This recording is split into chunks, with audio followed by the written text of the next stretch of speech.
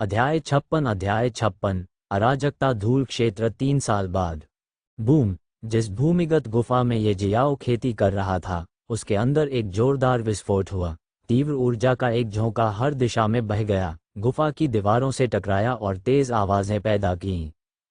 एक चक्रवात प्रकार की ऊर्जा तरंग को छत को छेदते हुए और मुक्त होकर आकाश में ऊपर उठते हुए देखा जा सकता है। ये जियाओ चक्रवात के बीच में बैठकर लगन से खेती कर रहा था। यहाँ ऊर्जा की प्रत्येक लहर ये जियाओ द्वारा उत्पन्न की गई थी। धीरे धीरे बढ़ती ऊर्जा शांत होने लगी और 15 मिनट के भीतर ऊर्जा का आखिरी हिस्सा भी गायब हो गया। ये जियाओ ने अपनी आंखें खोली और एक गहरी सांस छोड़ी। उसके शरीर के चारों ओर की हवा में लगातार उतार चढ़ाव हो रहा था, जिससे हवा में दबाव बन रहा था। ये जियाओ अपने शरीर के अंदर अराजक ऊर्जा की उपस्थिति महसूस कर सकता था और साथ ही उसके पास एक शक्तिशाली ताकत होने का एहसास था, जो एक मौके से पृथ्वी और आकाश को चकनाचूर करने के लिए पर्याप्त थी। निस्संदेह ये भावना खेती के क्षेत्र में वृद्धि और उसकी ताकत में गुणात्मक वृद्धि के कारण आया एक भ्रम मात्र था। तो यह अराजकता धूल क्षेत्र है। ये जियाओ ने ध्यान से अपनी ताकत को महसूस किया, जो एक और दायरे से बढ़ गई है। वह जानता था कि किसी खजाने की मदद के बिना कैओस डस्ट दायरे में कदम रखने में कुछ साल लग सकते हैं। हालांकि उसने कभी नहीं सोचा था कि इस कदम तक पहुंचने में उसे पूरे 3 साल लगेंगे। सौभाग्य से इस अवधि के दौरान कोई भी कठपुतली उसे खोजने में सक्षम नहीं थी। उन्होंने सुरक्षित रूप से खेती की और आगे बढ़े, और यहाँ तक कि विदेशी कैओस एनर्जी की समस्या को भी हल किया। अब वह एक बार फिर स्वर्गीय दानव में बदल सकता है। उस समय उसकी खेती अन्य 2 छोटे चरणों में बढ़ जाएगी, जो अराजकता धूल क्षेत्र के अंतिम चरण तक पहुंच जाएगी। ये जियाओ को यकीन था कि उन सभी कठपुतलियों से निपटना और उस अधेड़ उम्र के आदमी को मारना अब कोई समस्या नहीं होगी। सबसे महत्वपूर्ण बात यह है कि ये जियाओ कैओस डस्ट दायरे में प्रवेश करने के बाद अब अपने शरीर के अंदर ब्रह्मांड के अस्तित्व को महसूस कर सकता है, लेकिन वह इसे केवल महसूस कर सकता था। वह अभी भी ब्रह्मांड तक नहीं पहुंच सका, लेकिन अराजकता के कमल ने ब्रह्मांड सार ज्वाला के बंधन को हटा दिया। पब फ्यूचर द्वारा विज्ञापन अब जब तक ये जियो चाहे, वह जब चाहे यूनिवर्स एसेंस फ्लेम का उपयोग कर सकता है, और इसके साथ ही उनके शस्त्रागार में एक और तुरुप का पत्ता जुड़ गया। मुझे नहीं पता कि मेरे ब्रह्मांड पर लगी सील कब पूरी तरह टूटेगी। मुझे लगता है जब तक मेरे ब्रह्मांड पर लगी सील हट जाएगी, मेरी ताकत तेजी से बढ़ती रहेगी। फिलहाल मुझे वर्तमान स्थिति पर ध्यान केंद्रित करना चाहिए। इसके अलावा पहले जब ये जियो ने फाउंडेशन बिल्डिंग के 9 लोगों की खेती की, तो उन्होंने अपने शरीर के हर छिद्र में ऊर्जा को अवशोषित किया। ऊर्जा संग्रहित करने के लिए कोई डेंटियन या उसके जैसा कुछ नहीं था। जहां तक अराजक परिवर्तन के 3 चक्रों की बात है, ऊर्जा का कोई अवशोषण नहीं हुआ। अराजक परिवर्तन के 3 चक्रों के दौरान बाहर की अराजकता ऊर्जा कृषक के शरीर पर आक्रमण करेगी और उनके शरीर को अराजकता ऊर्जा के प्रति अधिक अनुकूल बना देगी, ताकि जब कोई कैओस डस्ट दायरे में कदम रखे तो वह बिना किसी परेशानी के कैओस ऊर्जा को अवशोषित और उपयोग कर सके। अब जब ये जियो टूट गया और कैओस डस्ट दायरे का योद्धा बन गया, तो उसे कैओस ऊर्जा को अपने शरीर के अंदर कहीं संग्रहित करने की आवश्यकता है। हालांकि कैओस बीइंग्स के पास डेंटियन नहीं है, तो अराजकता ऊर्जा कहाँ संग्रहित की जाएगी? उत्तर सीधा है, ये दिव्य सागर है। जब ये जियाओ टूट गया और कैओस डस्ट दायरे का योद्धा बन गया, तो उसका दिव्य सागर एक परिवर्तन से गुजरा और अराजकता का दिव्य सागर बन गया। हालांकि ये समुद्र वर्तमान में पूरी तरह से सूख चुका था, लेकिन समुद्र की सतह के ऊपर हवा में अनगिनत धूल के कण तैर रहे थे। ये धूल के कण भूरे रंग के थे और वास्तव में भयानक आभा छोड़ रहे थे। हर एक धूल कण में भयानक ऊर्जा होती है। ये कैओस एनर्जी के धूल कण थे। कोई आश्चर्य नहीं कि इस चरण को कैओस डस्ट दायरे कहा जाता था। ये जियाओ ने छेद से आकाश की ओर देखा और गहरी आवाज में बुदबुदाया, यह मेरे बदला लेने का समय है। 3 साल, उसे केवल 3 साल लगे। वरिष्ठ भाई फैंग, आप सही थे। वह वास्तव में जियाफी के लिए खतरा बन सकता है।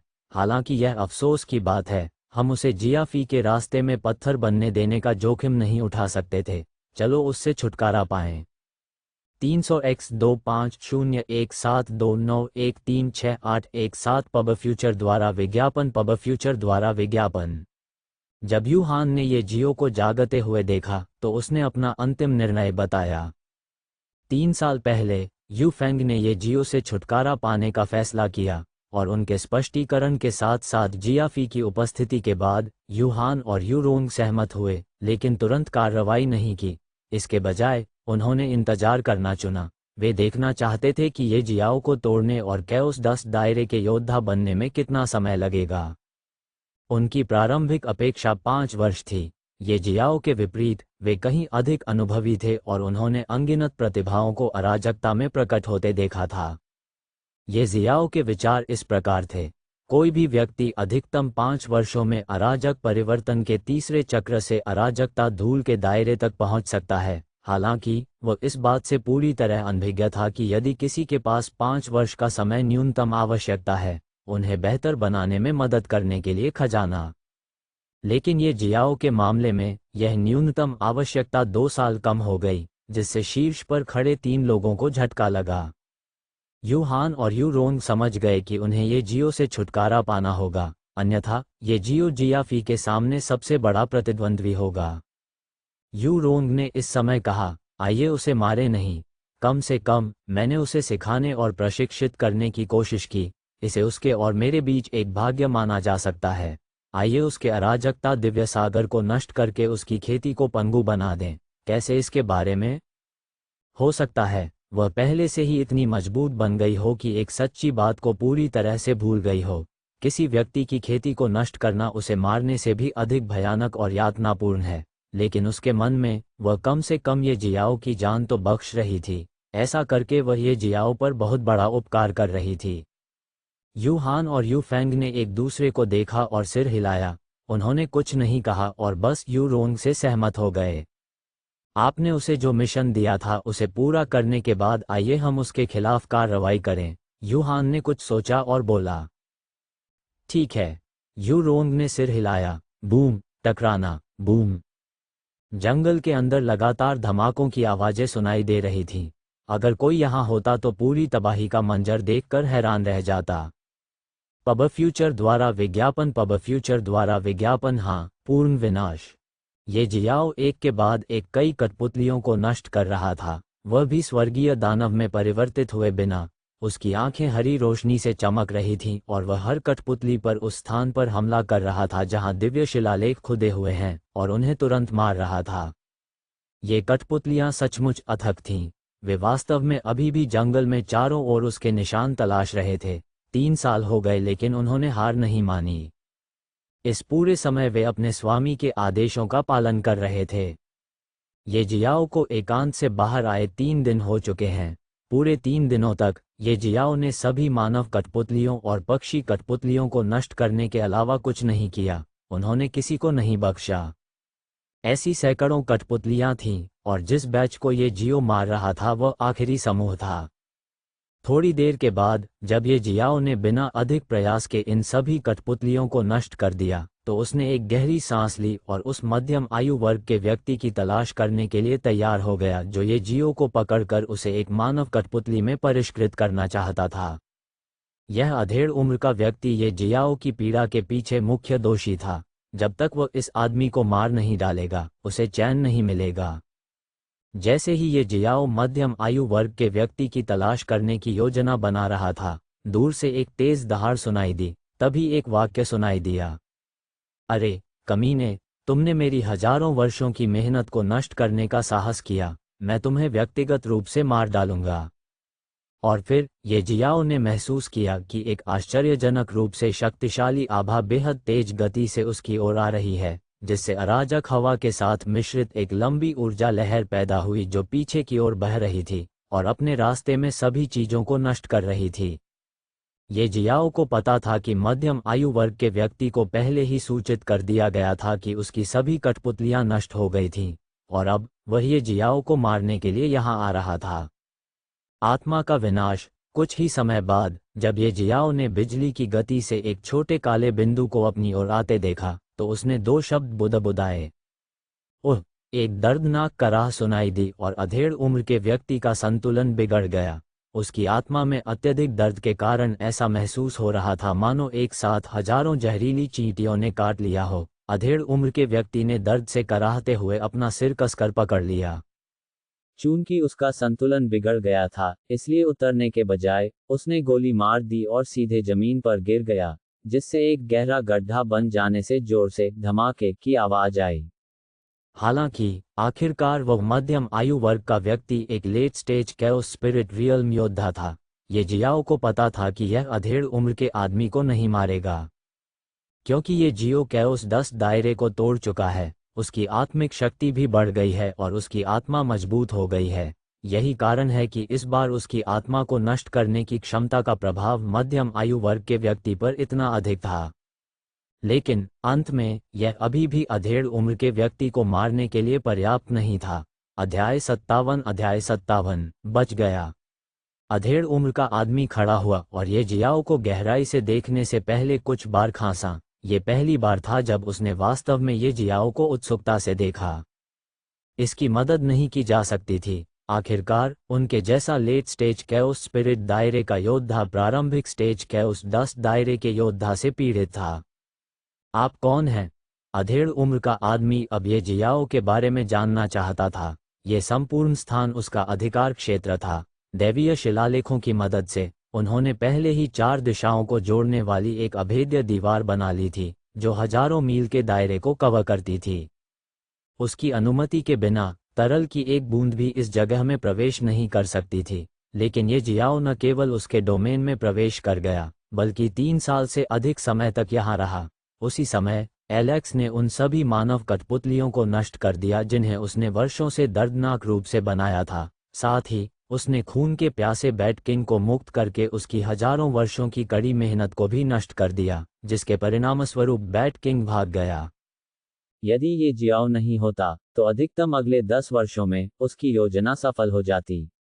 उस समय वह आत्मा सम्मलन के 3 चरणों से गुजर सकता था और कै स्पिरिट संत बन सकता था, और अपनी योजना के सफल कार्यान्वयन के साथ वह अभेद्य दीवार के बाहर इंतजार कर रहे अपने दुश्मनों से भी छुटकारा पा सकता था, जो लकड़बग्घों की तरह उस पर नजर रख रहे थे, किसी भी समय उसे निगलने के लिए तैयार थे।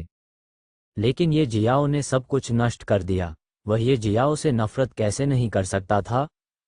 वह ये जियाओ से नफरत करता था, इसीलिए वह ये जियाओ को मानव कठपुतली में बदलना चाहता था और उसकी आत्मा को उसके ही शरीर में कैद करके उसे अनंत काल तक यातना देना चाहता था। लेकिन ये जियाओ 3 साल पहले गायब हो गया। अब जब वह प्रकट हुआ तो वह पहले से ही एक प्रारंभिक चरण कैओस 10 दायरे का योद्धा था। उसने सभी मानव और पक्षी कठपुतलियों को भी नष्ट कर दिया। साथ ही उसमें कुछ विशेष क्षमता होती है जो व्यक्ति की आत्मा पर गहरा प्रभाव डालती है। इन बातों ने उनका ध्यान खींचा। वह मदद नहीं कर सका, लेकिन ये जियाओ को और अधिक जानना चाहता था। ये जियाओ का उत्तर सरल था। उसने अधेड़ उम्र के व्यक्ति को अपना नाम बताया और फिर बुदबुदाया, स्वर्गीय दानव परिवर्तन। गर्जन। ये जियाओ जोर से दहाड़ा और रूपांतरित होने लगा। पब फ्यूचर द्वारा विज्ञापन कुछ ही देर में 30 मीटर लंबा एक विशाल राक्षस उस अधेड़ उम्र के व्यक्ति के सामने खड़ा था। इस राक्षस की आंखें लाल थीं और उसके शरीर से उठने वाली पैशाचिक आभा आसपास के वातावरण पर एक अदृश्य दबाव डालती थी, जिससे हजारों मीटर भूमि में हर चीज पर गहरा प्रभाव पड़ता था। उसी समय ये जियाओ की खेती अराजकता धूल क्षेत्र के प्रारंभिक चरण से अराजकता धूल क्षेत्र के अंतिम चरण तक बढ़ गई। ये जियो ने फिर अपनी लाल आंखों से अधेड़ उम्र के आदमी पर नजर डाली, जिससे अधेड़ उम्र का आदमी अवचेतन रूप से डर से कांपने लगा। उसका शरीर कांप उठा और वह एक कदम पीछे हट गया। भले ही अधेड़ उम्र का व्यक्ति एक late stage chaos spirit realm योद्धा था, लेकिन वास्तव में उसे महसूस हुआ कि उसे असीम ताकत वाले एक पहाड़ ऊंचे राक्षस द्वारा देखा जा रहा है, जिससे उसे अपनी आंखों के सामने अपनी मौत देखने को मिली। बेशक उसे लगा कि सब कुछ सिर्फ एक भ्रम था, लेकिन ये भ्रम ये जियाओ की वर्तमान ताकत को साबित करने के लिए पर्याप्त था, जो एक स्वर्गीय दानव में परिवर्तित होने के बाद तेजी से बढ़ी है। और इस स्वर्गीय दानव के सामने एक late stage chaos spirit realm योद्धा भी कुछ भी नहीं था। धिक्कार है, मैं एक मात्र राक्षस से कैसे डर सकता हूँ? जब अधेड़ उम्र के व्यक्ति को एहसास हुआ कि अभी क्या हुआ, तो उसकी आंखों में नफरत झलक उठी। उसने अपने दांत पीस लिए और फिर से विशाल राक्षस की ओर देखा।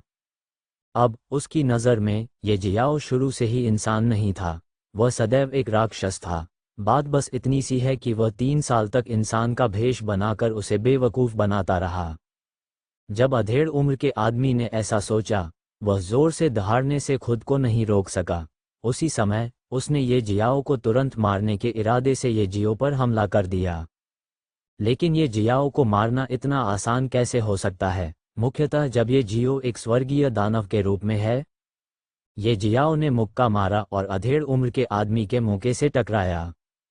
टकराना, हालांकि अधेड़ उम्र का आदमी हाथी के सामने चींटी जैसा था, फिर भी उसकी ताकत चौंकाने वाली थी। जब दोनों सेनाएं टकराईं, तो एक तेज झटके की लहर हर जगह फैल गई। अधेड़ उम्र के व्यक्ति ने वास्तव में ये जियो को पीछे हटने के लिए मजबूर किया। 300x25017291368117 पब फ्यूचर द्वारा विज्ञापन, पब फ्यूचर द्वारा विज्ञापन। और ये सामान्य था। आखिरकार एक स्वर्गीय दानव में परिवर्तित होने के बाद भी ये जियो सिर्फ एक लेट स्टेज कैओस डस्ट दायरे का योद्धा था, जबकि मध्यम आयु वर्ग का व्यक्ति एक लेट स्टेज कैओस स्पिरिट दायरे का योद्धा है।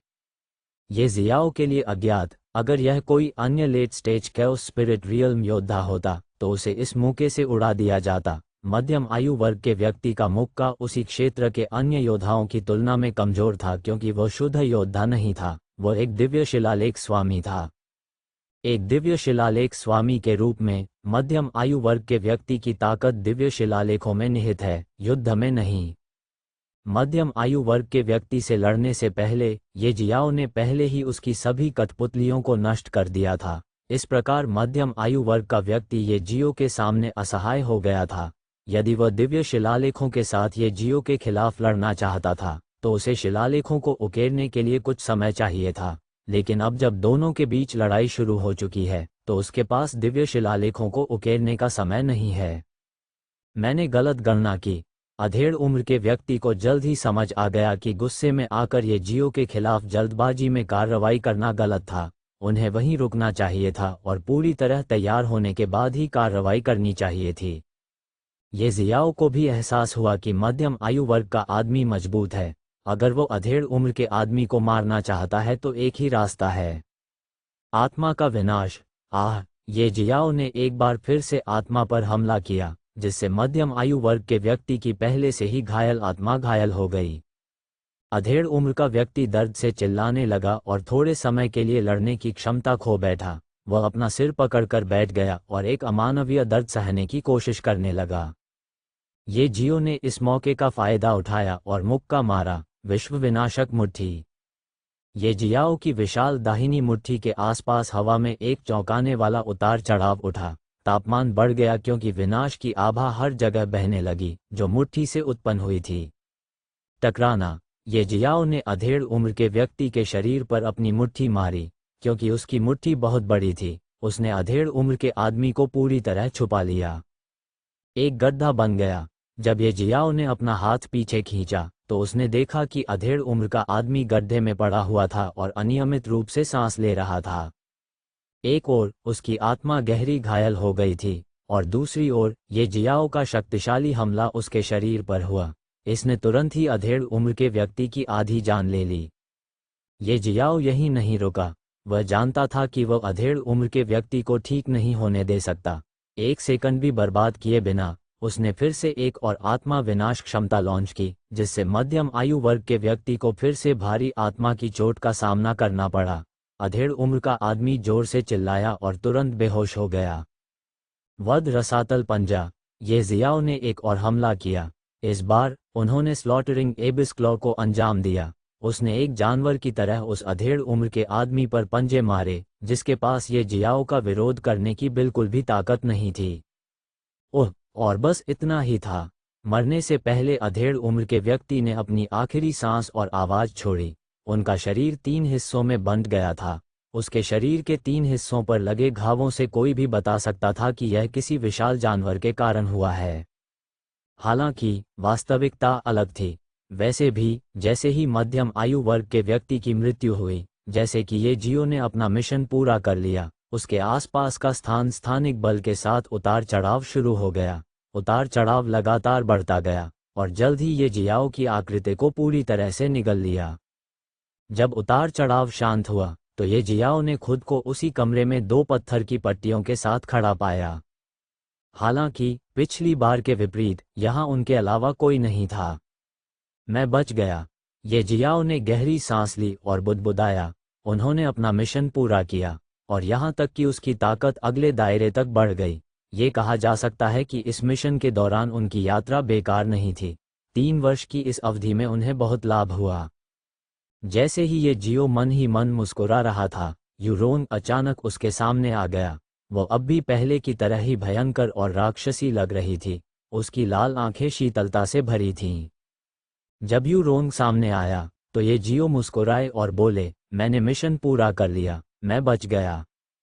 यूरोंग ने सिर हिलाया और आह भरते हुए कहा, हाँ, आप बच गए। ये जियो को लगा कि यूरोंग के बोलने के तरीके में कुछ गड़बड़ है, लेकिन वह ठीक यह नहीं बता सका कि क्या गलत है।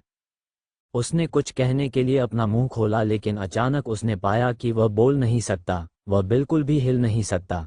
ऐसा लग रहा था मानो उसके शरीर के आसपास की जगह जम गई हो। नहीं, जगह नहीं बल्कि उसका अपना शरीर ही जम गया है। वह न तो हिल सकता था और न ही बोल सकता था। क्या हो रहा है? यह विचार उसके मन में तब आया जब उसने यूरोंग को ये जियाओ के ग्लेबेला पर अपनी उंगली से इशारा करते हुए देखा। उसके दिल में अचानक एक खतरनाक एहसास हुआ। उसकी अंतरात्मा ने उसे आगे बढ़ने, भागने, जहां तक हो सके भागने के लिए कहा। दुर्भाग्य से वह अपने शरीर को बिल्कुल भी हिला नहीं सका। अध्याय 58 भविष्य के पथ को नष्ट करना। क्या हो रहा है? मैं हिल क्यों नहीं सकता? ये जियाओ डरा हुआ था। यूरोंग से निकलने वाली भयंकर आभा से और जिस तरह से उसने अभी काम किया, उसकी अपनी आंतरिक भावना के साथ, ये जियो को पता था कि वह खतरे में है। उसे नहीं पता कि यूरोंग उसे नुकसान क्यों पहुंचाना चाहता है, लेकिन वह जानता था कि अगर वह अभी नहीं भागा तो वह पूरी तरह से नष्ट हो जाएगा। हालांकि यूरोंग जैसे राक्षस द्वारा बंद किए जाने पर वह कैसे बच सकता था? वह उसकी ताकत की सीमा की कल्पना भी नहीं कर सका। वह बस इतना कर सका कि यूरोंग को असहाय होकर उसके ग्लेबेला पर अपनी उंगली से इशारा करते हुए देखा। टकराना। बूम! जैसे ही उसकी उंगली ने ये जियाओ की भौंहों के बीच की जगह को छुआ, 2 आवाजें निकलीं। जब पहली ध्वनि गूंजी तो ये जियाओ को अपने नव विकसित कैओस दिव्य सागर पर एक भयानक ऊर्जा का आक्रमण महसूस हुआ, और जब अगली ध्वनि गूंजी तो अराजकता दिव्य सागर में विस्फोट हो गया। ये जियाओ असहनीय दर्द के कारण जोर से चिल्लाया और तुरंत बेहोश हो गया। उनकी खेती पंगु हो गई थी और वह एक बार अराजक परिवर्तन के तीसरे चक्र के योद्धा बन गए थे। ये जियाओ 2 कारणों से अपनी खेती के पंगु हो जाने के बाद पूरी तरह से एक सामान्य व्यक्ति नहीं बन पाया। सबसे पहले, केवल कैओस 10 दायरे के योद्धाओं को कैओस ऊर्जा को संग्रहित और समर्थन करने के लिए कैओस डिवाइनसी की आवश्यकता होती है। कैओस 10 दायरे के नीचे के योद्धा केवल अपने मजबूत भौतिक शरीर और कैओस एनर्जी की तुलना में निम्न श्रेणी की ऊर्जा पर भरोसा करते हैं। पब फ्यूचर द्वारा विज्ञापन। दूसरा, अराजक परिवर्तन क्षेत्र के 3 चक्रों को अराजकता ऊर्जा को अवशोषित करने और संग्रहित करने के लिए कभी भी एक मार्शल योद्धा की आवश्यकता नहीं होती है। अराजक परिवर्तन के 3 चक्र एक मार्शल योद्धा के शरीर को अराजकता ऊर्जा के अनुकूल बना देते हैं और एक वास्तविक अराजकता प्राणी बन जाते हैं। इस प्रकार ये जियाओ के अराजकता दिव्य सागर के विस्फोट के बाद उसकी खेती अराजकता धूल क्षेत्र से अराजक परिवर्तन क्षेत्र के तीसरे चक्र में गिर गई, और कैओस डिवाइन सी के विनाश के साथ ये जियाओ की खेती का भविष्य का रास्ता पूरी तरह से कट गया। ऐसा कोई रास्ता नहीं था जिससे ये जियाओ अब और खेती कर सके। निस्संदेह ऐसी चमत्कारी गोलियां और जड़ी बूटियां हो सकती हैं जो किसी व्यक्ति की अराजकता को ठीक कर सकती हैं और उसे ठीक कर सकती हैं। हालांकि उनमें से एक को भी ढूंढना उतना ही कठिन है जितना कि मृतकों में से लौटना। यूरोंग ने ये जियाओ की बेहोश आकृति को देखा और आह भरी। एक अज्ञात अवधि के बाद ये जियाओ ने धीरे से अपनी आंखें खोलीं। उसे अपने सिर में भारीपन और चुभने वाला दर्द महसूस हुआ जो उसकी आत्मा की गहराई से आ रहा था। वह फिर से दर्द से चिल्लाने से खुद को नहीं रोक सका। इसे निगल लो। इससे तुम्हें दर्द से राहत मिलेगी। अचानक उसे एक परिचित आवाज़ सुनाई दी। उसने अपना सिर उठाया और देखा कि यू रोंग उसे एक गोली दे रहा है। उसकी आंखें सहानुभूति और दया से भर आईं।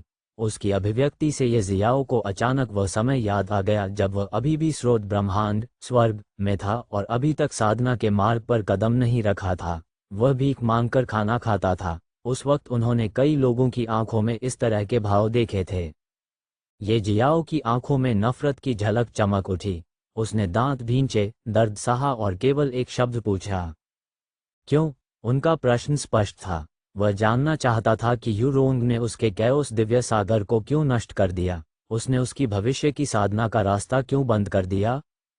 यू रोंग इतनी शक्तिशाली थी, वह ये जियो से नफरत कैसे महसूस नहीं कर सकती थी, लेकिन उसे कोई परवाह नहीं थी। उसने अब भी ये जियाओ को उसी भाव से देखा और उत्तर दिया, ऐसा इसलिए है क्योंकि आप वह नहीं है जिसका हम इंतजार कर रहे थे। ये जियाओ भ्रमित हो गया, लेकिन उनकी उलझन से कोई फर्क नहीं पड़ता। चूंकि मैं वह नहीं हूं जिसका आप इंतजार कर रहे थे, आप जा सकते थे और उस व्यक्ति की तलाश कर सकते थे। आपने मुझे नुकसान क्यों पहुंचाया? मैंने आप पर भरोसा किया, लेकिन आपने मेरे भरोसे को धोखा दिया। अगर कोई ऐसी चीज है जिससे ये जियाओ को सबसे ज्यादा नफरत है, तो वह विश्वासघात है। अपने पिछले जीवन में जब वह अभी भी स्वर्ग स्रोत ब्रह्मांड में था, उसे उन लोगों ने धोखा दिया था जिन पर वह सबसे अधिक भरोसा करता था, और अब अराजकता में उसे एक बार फिर किसी ऐसे व्यक्ति द्वारा धोखा दिया गया जिस पर उसने भरोसा करना चुना था। में यू रोंग ने अपना सिर हिलाया और कहना जारी रखा, आप यहाँ गलत हैं। अब आप हम 3 प्रशिक्षु भाइयों और बहनों को जानते हैं और आप हमारा इरादा जानते हैं। हम उस किस्मत वाले की तलाश कर रहे हैं जो इस रास्ते पर चल सके। मेरे स्वामी, अराजकता के पहले राजा, एक बार चले थे और चाहे कुछ भी हो जाए या हमें किसी भी तरह की कीमत चुकानी पड़े, हम किसी को भी नियति के रास्ते में कांटा नहीं बनने दे सकते। आप एक भाग्यशाली व्यक्ति हैं। आपकी किस्मत अविश्वसनीय है। आपको सुबह के सितारों की भूमि का भी आशीर्वाद प्राप्त है। आपने आशीर्वाद से 3 अद्भुत क्षमताएं प्राप्त की। इसके अलावा आपके शरीर और आत्मा में अराजकता की उत्पत्ति के निशान भी हैं। साथ ही आपके अविश्वसनीय भाग्य के कारण कौन जानता है कि आप दूसरी और तीसरी कुंजी प्राप्त करने में सक्षम हो सकते हैं और फिर मेरे स्वामी अराजकता के पहले राजा की विरासत के लिए प्रतिस्पर्धा कर सकते हैं। तो हमें तुम्हें हटाना पड़ा। ये जियाओ स्पष्टीकरण के हर शब्द को सुन रहा था। हालांकि दर्द अभी भी ये जियाओ पर हमला कर रहा था, ये जियो इसे मजबूती से सहन कर रहा था। सारी बात सुनने के बाद उसने केवल 2 शब्द कहे, मुझे हटाओ। हाँ, यू रोंग ने आह भरी और जारी रखा, सबसे पहले हमने तुम्हें मारने का फैसला किया। हालांकि मैंने तुम्हें प्रशिक्षित किया और तुम्हें यहाँ लाया। मैंने तुम्हें एक मिशन भी दिया जिसे तुमने सफलतापूर्वक पार कर लिया। अंत में तुम्हें एक शिष्य कहा जा सकता है मेरा। इसलिए मैंने आपकी जिंदगी बचाने का फैसला किया। अब आप कम से कम एक सामान्य जिंदगी जी सकते हैं। साथ ही आपकी पृष्ठभूमि के कारण आपको जीवन भर कोई कठिनाई नहीं होगी के रूप में आप चाहते हैं। उसे जो कहना था वह पूरा करने के बाद उसने ये जियाओ को बोलने का कोई मौका नहीं दिया। उसने अपना हाथ लहराया और ये जियाओ एक पर्वत श्रृंखला में दिखाई दिया। ये जियाओ के सामने एक विशाल अराजकता वाला जानवर था। न जाने कब उसके हाथ में एक गोली भी आ गई। ये बिल्कुल वही गोली थी जो यू रोंग पहले ये जियो को दे रहा था। इस समय यू रोंग की आवाज़ सुनाई दी, मैंने तुम्हें पहले ही सुबह के सितारों की भूमि पर भेज दिया है। ये सिर्फ इतना है कि यह जगह उस जगह से बहुत दूर है जहां से तुम आए हो। ये स्टार बीस्ट एक विदाई उपहार है। ये रख सकता है आप कैओस डस्ट दायरे के योद्धाओं से सुरक्षित हैं। अपने साथी के रूप में इस कैओस जानवर के साथ आप लगभग सुरक्षित और स्वस्थ हैं। आपको बस सावधान रहना है और कैओस स्पिरिट दायरे और उससे ऊपर के योद्धाओं पर गुस्सा नहीं करना है। मैंने तुम्हें यहाँ छोड़ दिया और किसी कारण से तुम्हें सीधे उस स्थान पर नहीं भेजा जहाँ से तुम आए हो। मेरे पूर्व शिष्य के रूप में मैं कम से कम तुम्हें कुछ पैसे देना चाहता हूँ। यहाँ से ज़्यादा दूर एक शहर में एक अवसर छिपा हुआ है। यदि आप उस अवसर को प्राप्त कर सकते हैं तो आपके पास एक और जीवन होगा। इसका मतलब है भले ही आप किसी तरह मर जाएं, आपकी आत्मा सुरक्षित रहेगी और वह अवसर आपके शरीर को भी ठीक करने में मदद करेगा। कैओस बीस्ट और वह अवसर आपके भविष्य के मार्ग को नष्ट करने के लिए मेरा मुआवजा है। इसके अलावा ये कैओस बीस्ट अभी भी एक बच्चा है। जब तक आप इसे सावधानी से उठाते हैं, यह एक कैओस स्पिरिट सेंट बन सकता है। उस समय आप करेंगे, आपके परिवार में एक और कैओस स्पिरिट संत है। इसके साथ ही आवाज गायब हो गई। अब इस पर्वत श्रृंखला में उसके और कैओस बीस्ट के अलावा कोई भी मौजूद नहीं था। ये जियाओ ने लाल आंखों से अपने हाथ में गोली को देखा और गोली निगल ली। ये गोली कम से कम शारीरिक और आंतरिक दर्द से तो राहत दिला सकती है, लेकिन उसके दिल में नफरत को कम करना इतना आसान नहीं था। ये जियाओ ने एक भी शब्द नहीं कहा या अपने चेहरे पर कोई भाव नहीं दिखाया। वह पूरी तरह से अभिव्यक्तिहीन था। उसने अपने सामने अराजक जानवर को देखा और उसका निरीक्षण किया। ये कैओस बीस्ट पूरी तरह से काला था, केवल उसकी आंखें थोड़ी लाल और सफ़ेद थीं। हालांकि यह अभी भी एक बच्चा था। ये पहले से ही 10 मीटर लंबा था। बताने की जरूरत नहीं है, इसमें पंखों की एक जोड़ी भी है जो आसानी से 8 मीटर तक फैल सकती है। इसका मतलब यह है कि यह जानवर उड़ने वाला कैओस बीस्ट था। कम से कम ये जियाओ की इल्यूशनरी स्पिरिट गेट तक की यात्रा बहुत आसान हो जाएगी। यू रोंग के शब्दों से, ये जियो को अब पहले से ही पता था कि उसके परिवार में कैओस स्पिरिट संत हैं। वे कौन हैं, ये जियाओ के लिए अनुमान लगाना मुश्किल नहीं था। वे उसके दादा और इल्यूशनरी स्पिरिट गेट में अन्य 3 परिवारों के नेता होने चाहिए। उनके अलावा रहस्यमय एल्डर मो भी एक कैओस स्पिरिट संत हो सकते हैं। और अब जब तक इस जानवर का सावधानीपूर्वक पालन पोषण किया जाता है, ये भविष्य में एक कैओस स्पिरिट सेंट रियल्म जानवर भी बन सकता है। हालांकि इससे लिंग परिवार और इल्यूजनरी स्पिरिट गेट को लाभ होगा, उसके बारे में क्या? उसका भविष्य पहले ही पूरी तरह नष्ट हो चुका था। 300x25017291368117 पब फ्यूचर द्वारा विज्ञापन। पब फ्यूचर द्वारा विज्ञापन। अध्याय 59 प्रेत चल दर। ये जियो ने कैओस जानवर से बात की और जानवर की पीठ पर चढ़ने ही वाला था कि एक पंजे ने उसे रोक दिया। ये जियाओ ने भौहें चढ़ा लीं और अपने सामने अराजक जानवर को देखा। सबसे पहले उसने सोचा कि यह जानवर उसकी बात सुनेगा, क्योंकि उसे यू रोंग ने उसके लिए यहाँ छोड़ा था, लेकिन उसे उम्मीद नहीं थी कि यह जानवर उसे रोक देगा। मैं अब उसे महसूस नहीं कर सकता। ऐसा लगता है कि वह महिला चली गई है। अब कुछ महत्वपूर्ण बात करते हैं, कैओस बीस्ट अचानक बोला। ये जियाओ ने भौहें सिकोड़कर उसकी ओर देखा। वह पहले से ही जानता था कि कैओस बीस्ट बोल सकता है, लेकिन उसे उम्मीद नहीं थी कि इस कैओस बीस्ट के पास कहने के लिए कुछ महत्वपूर्ण बात होगी। आप किस बारे में बात करना चाहते हैं? ये जियो ने पूछा। उस औरत के प्रतिबंध के कारण मैं आपका साथ नहीं छोड़ सका। अगर मैंने ऐसा किया तो मेरा शरीर फट जाएगा और मैं मर जाऊंगा, लेकिन इसका मतलब यह नहीं है कि मैं आपके प्रति वफादार हूं या आपकी हर बात मानूंगा। ये जियाओ स्पष्ट रूप से जानता था कि यह जानवर कुछ और कहना चाहता है, तो उसने भावहीन होकर पूछा, इधर उधर मत भटको और स्पष्ट रूप से कहो कि तुम क्या चाहते हो। कैओस बीस्ट ने बड़ी आंखों से ये जियाओ को देखा और अंत में बोला, मैं जो चाहता हूं वह है पेट भर जाना। चूंकि मैं उस महिला द्वारा आपका साथ कभी नहीं छोड़ने के लिए प्रतिबंधित हूं, इसलिए आपको मेरी अच्छी तरह से देखभाल करनी होगी। आप आदेश नहीं दे सकते। तुम्हें मुझे तब तक खाना खिलाना होगा जब तक मेरा पेट नहीं भर जाता। इसके अलावा अगर किसी दिन तुम्हें मेरे लिए कोई फायदा नहीं रह जाता है, तो तुम्हें मुझे मेरी आज़ादी वापस देनी होगी। ये जियाओ ने अभी भी अपने चेहरे पर कोई भाव नहीं दिखाया। उसने बस सिर हिलाया और कहा, ठीक है। बस इतना ही। पब फ्यूचर द्वारा विज्ञापन। उसके बाद ये जियो जानवर की पीठ पर चढ़ गया और कहा, अब से मैं तुम्हें फैंटम कहूंगा। चलो निकटतम शहर में चलते हैं। निकटतम शहर बहुत दूर है। अगर हम उड़ान भरते हैं तो भी हमें वहां जाने में 3 महीने से अधिक का समय लगेगा। पब फ्यूचर द्वारा विज्ञापन। पब फ्यूचर द्वारा विज्ञापन। क्या? पहली बार ये जियाओ के भावशून्य चेहरे पर एक उदासी दिखाई दी। फिर उसने कहा, उसने पहले ही स्पष्ट कहा था कि एक शहर बहुत निकट है। वह इतनी दूर कैसे हो सकती है? शहर उसके लिए निकट है। वह बहुत मजबूत है।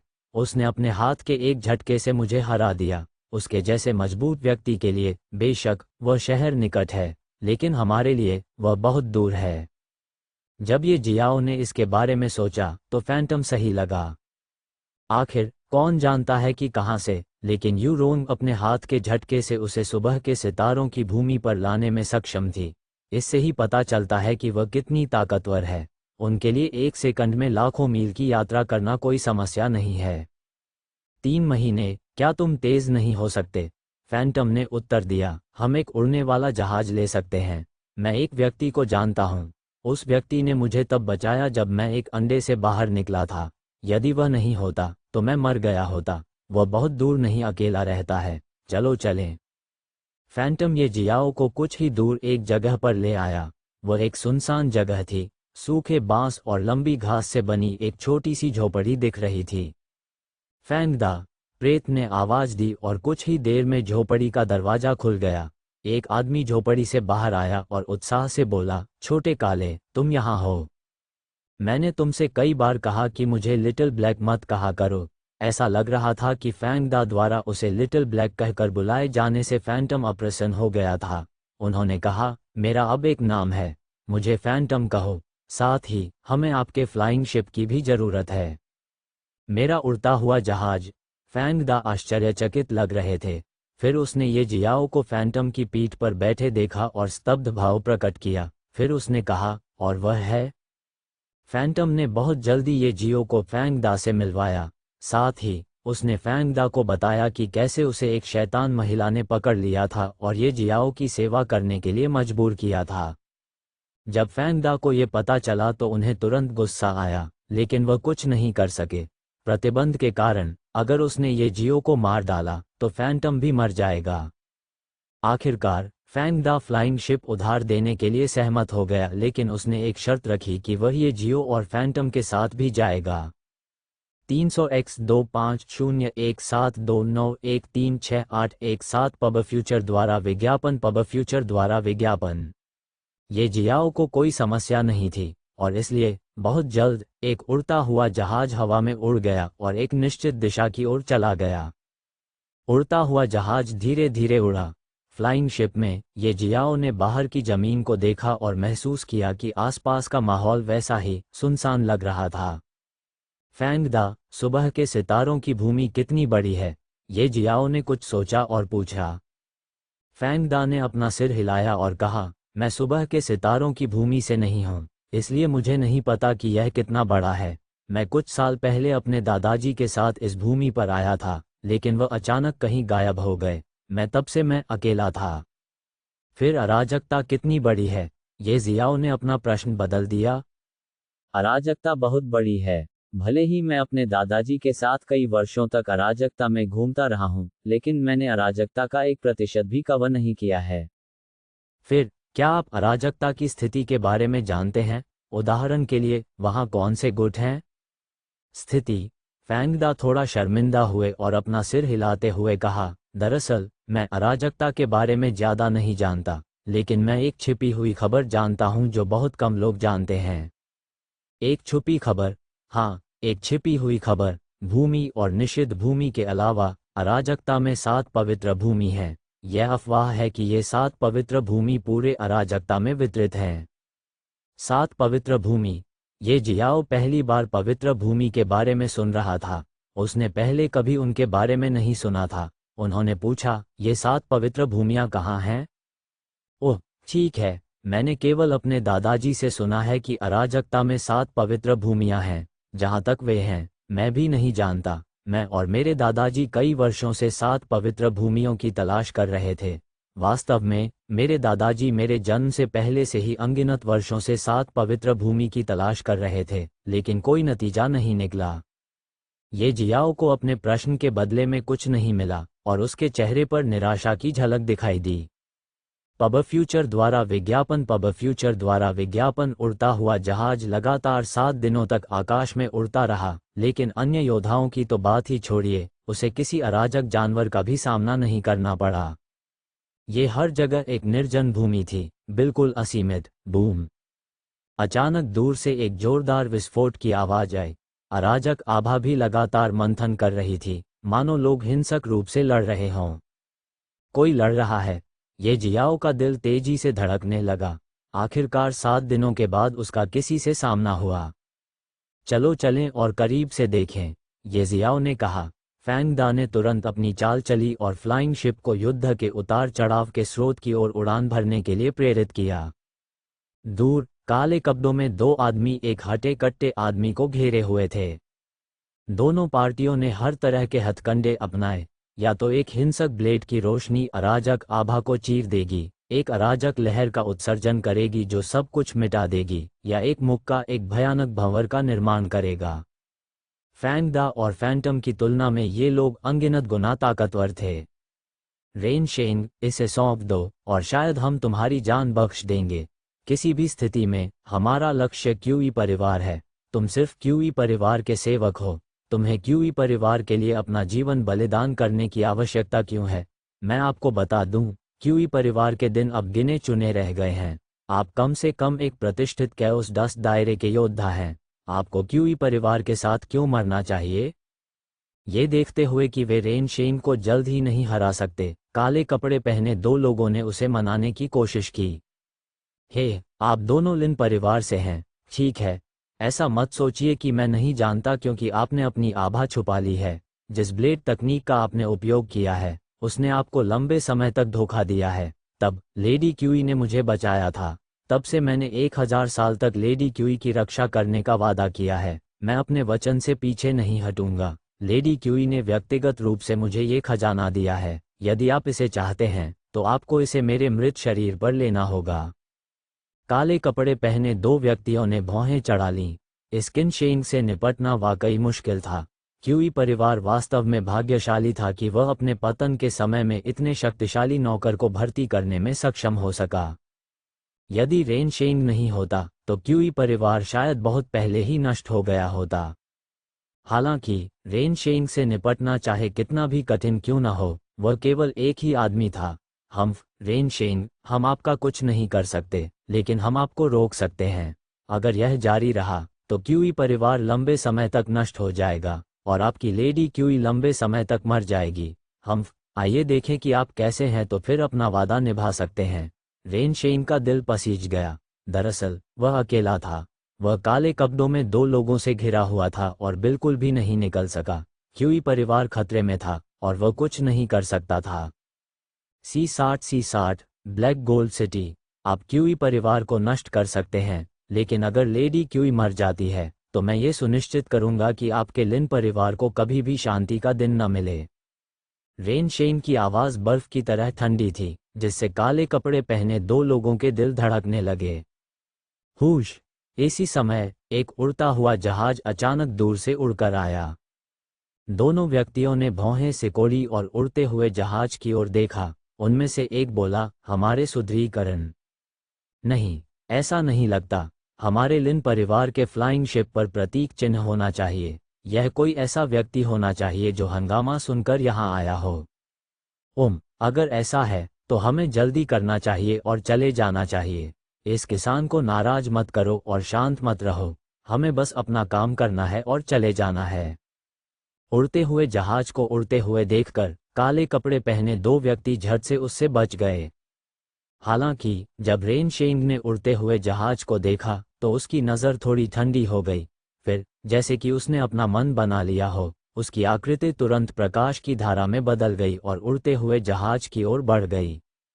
यदि आप मुझे वापस भेज सकते हैं तो मैं आपके किसी भी अनुरोध पर सहमत होने को तैयार हूँ। प्रकाश की धारा के साथ रेन शेंग की दृढ़ आवाज़ उड़ते जहाज की दीवारों को भेद कर ये जियो के कानों में प्रवेश कर गई। काले कपड़े पहने दो व्यक्ति कुछ कहने ही वाले थे, लेकिन जब उन्होंने उड़ते हुए जहाज की शक्ल देखी तो उनके चेहरे पर चिंता की रेखा झलक गई और उन्होंने उसे नहीं रोका। ओह, आप किसी भी अनुरोध पर सहमत होंगे? अगर मैं आपसे मरने के लिए कहूं तो क्या होगा? पब फ्यूचर द्वारा विज्ञापन। रेन शेंग के कानों में एक शांत आवाज़ घुसी। ये फैंगडा की आवाज़ थी, ये जियो की नहीं। उड़ते जहाज से आवाज़ सुनकर रेन शेंग थोड़ा स्तब्ध रह गया। हालांकि उसने तुरंत अपने दांत पीस लिए और धीमी आवाज़ में कहा, यदि आप वास्तव में मुझे वापस भेज सकते हैं, भले ही मैं लेडी क्यूई को बचा सकूं या नहीं, मैं रेन शेंग अपना वादा निभाऊंगा। भले ही आप चाहते हो कि मैं मर जाऊं, मुझे कोई शिकायत नहीं होगी। तुम काफ़ी साहसी हो। उस स्थिति में अंदर आओ। विशाल उड़ते जहाज का दरवाज़ा तुरंत खुल गया। रेन शेंग बहुत खुश थे। बिना किसी हिचकिचाहट के वो उड़ते हुए जहाज में उड़ गया। जैसे ही वह उड़ते हुए जहाज में उड़ गया, रेनशेंग ने एक क्रूर दिखने वाले जीवन रूप को देखा, जिसकी आभा स्पष्ट रूप से एक अराजक जानवर की तरह थी जो उसे खतरनाक तरीके से घूर रहा था। इसके अलावा वह मुश्किल से 2 कदम ही चला था कि उसने इस जानवर को देखा जो भयानक आभा उत्सर्जित कर रहा था। बस इसकी आभा ने उसे 1 इंच भी आगे बढ़ने की हिम्मत नहीं की। रेनशेंग का दिल तेजी से धड़कने लगा और उसकी आंखें अविश्वास से भर गईं। क्या ये कोई पालतू जानवर हो सकता है? रेनशेंग ने धीमी आवाज में बुदबुदाया। उसे उम्मीद नहीं थी कि इस उड़ने वाले जहाज का मालिक एक कैओस बीस्ट को अपने पालतू जानवर के रूप में रखेगा। आपका नाम रेनशेंग है? रेनशेंग ने ऊपर देखा और महसूस किया कि उसके सामने सफ़ेद कपड़े में एक आदमी था। उसकी आभा छिपी हुई थी और वह रेनशेंग का आकार बढ़ा रहा था, लेकिन उनका चेहरा भावशून्य था। लेकिन फिर भी वह काफ़ी मिलनसार लग रहे थे। रेनशेंग को आश्चर्य इस बात से हुआ कि ये जियाओ बहुत छोटा था, वह केवल 13 वर्ष का था। वैसे भी, रेनशेंग ने आदरपूर्वक कहा, मैं रेनशेंग हूँ। मुझे अंदर आने देने के लिए धन्यवाद, सीनियर। 300x25017291368117 पब फ्यूचर द्वारा विज्ञापन। पब फ्यूचर द्वारा विज्ञापन। ठीक है, मैं आपके अनुरोध से सहमत हूँ। ये जियो ने सोचा था कि रेनशेंग बुरा नहीं था। वह सच्चे दिल और वफादार थे और एक दुर्लभ प्रकार के व्यक्ति थे। वह ऐसा व्यक्ति नहीं लग रहा था जो किसी के विश्वास को धोखा देगा। सबसे महत्वपूर्ण बात यह है कि एक कारण था कि ये जियो ने रेनशेंग की मदद करने का फैसला किया। ऐसा इसलिए है क्योंकि वह इस जगह के बारे में और अधिक जानना चाहता था ताकि वह अवसर प्राप्त कर सके जिसके बारे में यू रोंग ने उसे बताया था। आखिरकार उसे कहीं न कहीं से उस अवसर की तलाश शुरू करनी ही होगी। साथ ही उस अवसर को प्राप्त कर उसे वापस भी जाना होता है। इसके लिए उसे इस जगह और बाहर की स्थिति के बारे में और अधिक जानने की जरूरत थी। धन्यवाद। रेनशेंग ने अपना आभार व्यक्त किया। वैसे, आपने अभी भी मुझे नहीं बताया कि आप कहाँ जा रहे हैं? आप नहीं जानते? क्या आपने क्यूई परिवार के बारे में कभी नहीं सुना है? रेनशेंग को ये थोड़ा अजीब लगा, लेकिन फिर उसने होश में आकर कहा, लगता है तुम बहुत दूर से आए हो। दूर दक्षिण दिशा में एक शहर है जिसे ब्लैक गोल्ड सिटी कहा जाता है। ये यहाँ से निकटतम शहर भी है। मैं आया हूँ ब्लैक गोल्ड सिटी के क्यूई परिवार से। क्यूई परिवार इस समय खतरे में है। कृपया मुझे यथाशीघ्र ब्लैक गोल्ड सिटी तक पहुँचाएं। मैं, रेनशेंग, सदैव आभारी रहूँगा। हम, ब्लैक गोल्ड सिटी।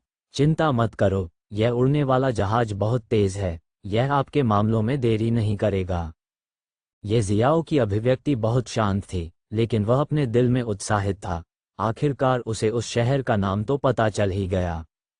जहां तक उसके कैओस दिव्य सागर का सवाल है जिसे यूरोंग ने नष्ट कर दिया है, ये जियो जानता था कि इसके बारे में बहुत अधिक चिंता करने से कोई फायदा नहीं होगा। ब्लैक गोल्ड सिटी पहुंचने के बाद वह अपने कैओस दिव्य सागर को बहाल करने और ठीक करने का रास्ता तलाशना शुरू कर देगा। साथ ही वह उस खजाने की तलाश करेगा जो उसे जीने के लिए दूसरा जीवन दे सके।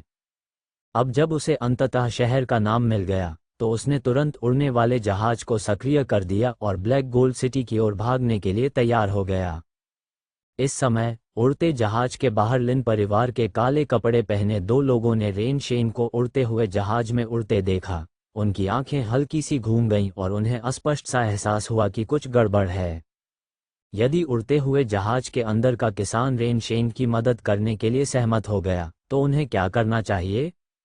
अब जब उड़ता हुआ जहाज सक्रिय हो गया, तो ऐसा लगा जैसे वो सचमुच सहमत हो गया हो। वे दोनों क्या कर सकते थे? इसे रोक?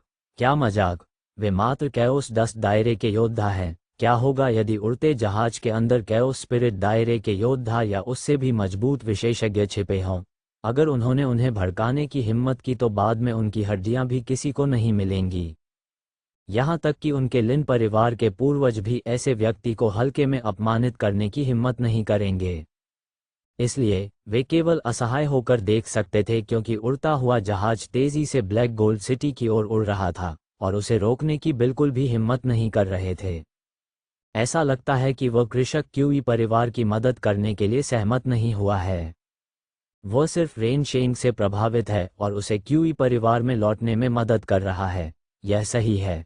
रेनशेंग अंततः एक प्रारंभिक चरण कैओस 10 दायरे का योद्धा है, और उसने खेती की है 30 साल से भी कम समय में इस स्तर तक। चाहे वह किसी भी गुट में जाए, उसे महत्व दिया जाएगा। शायद वह कृषक रेन शेन की क्षमता को महत्व देता है और उसकी प्रतिभा के लिए उसकी सराहना करता है। हालांकि वह केवल रेन शेन को वापस भेजने के लिए सहमत हुआ है। हम क्यूई परिवार की मदद करने के लिए सहमत हुए। हमारे पास अभी भी एक मौका है। यह सही है। जल्दी से ब्लैक गोल्ड सिटी वापस आएं। हमें परिवार को सूचित करना चाहिए कि वे इस कृषक को नाराज न करें। यदि वह रेन शेन के बारे में बहुत सोचता है, तो अधिक से अधिक वह रेन शेन को अपने साथ छोड़ देगा। हमारा मुख्य लक्ष्य अभी भी क्यूई है परिवार। काले कपड़े पहने दो लोगों की चर्चा समाप्त होने के बाद वे तुरंत जितनी जल्दी हो सके ब्लैक गोल्ड सिटी वापस चले गए। हालांकि चाहे वे कितने भी तेज क्यों न हों, वे एक उड़ने वाले जहाज से तेज कैसे हो सकते हैं? वे केवल असहाय होकर उड़ते हुए जहाज को क्षितिज पर गायब होते हुए देख सकते थे। 2 दिन बाद ये जियाओ की दृष्टि में एक शहर दिखाई दिया। जब उड़ता हुआ जहाज ब्लैक गोल्ड सिटी की ओर उड़ता रहा तो ये जियाओ ने आसपास के वातावरण को ध्यान से देखा। इसके अलावा शायद इसलिए क्योंकि वह पहले ही एक बार कैओस डस्ट दायरे का योद्धा बन चुका था, कैओस ऊर्जा को महसूस करने की उसकी क्षमता बढ़ गई थी। वह महसूस कर सकता था कि उसका परिवेश बड़ी मात्रा में अराजकता ऊर्जा से भरा हुआ है।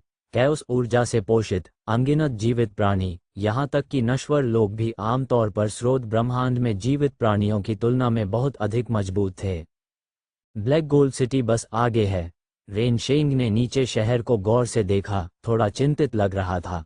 वह शहर की ओर इशारा करके बोला, ये जियाओ ने इस शहर की खोज बहुत पहले ही कर ली थी। चिंता मत करो, तुम्हारी लेडी क्यूई अभी भी जीवित होनी चाहिए। हालांकि मुझे नहीं लगता कि उसकी स्थिति बहुत अच्छी है। ये जियो ने रेन शेन की ओर देखा और अर्थपूर्ण ढंग से कहा। उसका उत्तर इस प्रकार था क्योंकि उसे पहले से ही शहर में लड़ाई के कई निशान दिखाई दे रहे थे। अनेक स्थान रूनों में थे और उन स्थानों से आकाश में धुआं उठ रहा था। ये स्पष्टतः युद्ध का संकेत था। पिछले कुछ दिनों में रेन शेन के स्पष्टीकरण से वह पहले से ही जानता था कि क्यूई परिवार का लिन परिवार के साथ कुछ तनाव था और वे युद्ध के कगार पर थे। क्योंकि रेन शेन शक्तिशाली था, उसे जानबूझकर क्यूई परिवार के बाहर फुसलाया गया ताकि वह अपनी लेडी क्यूई या उसके परिवार को किसी भी प्रकार की सहायता प्रदान करने में असमर्थ हो जाए।